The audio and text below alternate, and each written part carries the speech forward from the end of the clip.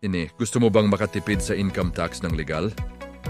Isang maling pili sa deduction, pwedeng libo ang madagdag sa babayaran mo sa BIR. Itemized deduction ba o OSD?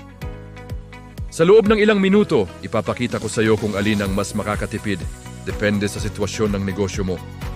Unahin natin ang pinaka-importante. Paano ba kinukompute ang tax? Gross income minus deductions equals taxable income. At kung mas mababa ang taxable income mo, mas mababa ang babayaran mong buwis. Example tayo para mas malinaw. Sabihin natin ang gross income mo sa isang taon ay 1,000,000 piso. Sa OSD, automatic 40% ng gross income ang deductible. 40% ang 1,000,000 piso ay 400,000 pesos.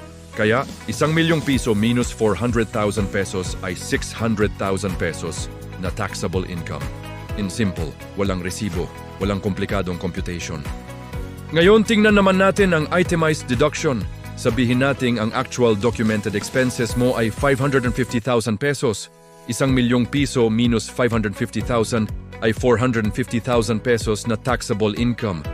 Mas mababa kaysa sa 600,000 ng OSD. Ibig sabihin, sa senaryo na ito, mas makakatipid ka sa itemized deduction. Pero baliktarin natin ang sitwasyon. Ano kung 300,000 pesos lang ang actual expenses mo? Sa itemized, magiging 700,000 pesos ang taxable income mo.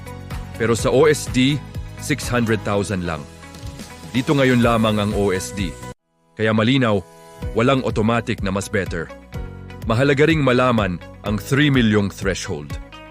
Kung ang gross annual sales kita o resibo ng iyong negosyo ay lumampas dito, kinakailangan mong magpasa ng Audited Financial Statements, AFS, na inihanda ng isang independent CPA. Ang paggamit ng itemized deduction ay nangangailangan ng masusing pagtatala at paghahanda ng mga dokumento para sa AFS.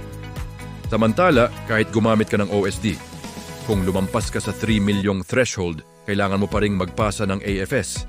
Kaya maras bukod sa computation, isipin din ang iyong kakayahan sa pagtatala at ang iyong kagustuhan sa pagiging simple ng proseso, lalo na kung malaki ang iyong kita. Kung mataas ang operational expenses mo, mas strategic ang itemized deduction. Kung mababa ang gastos mo at gusto mo ng mas simple filing, OSD ang practical.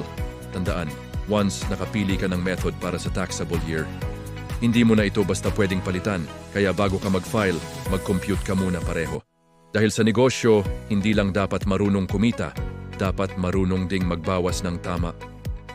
For more tips and new knowledge, please i-follow, i-like at i-share ang video na ito at laging tatandaan.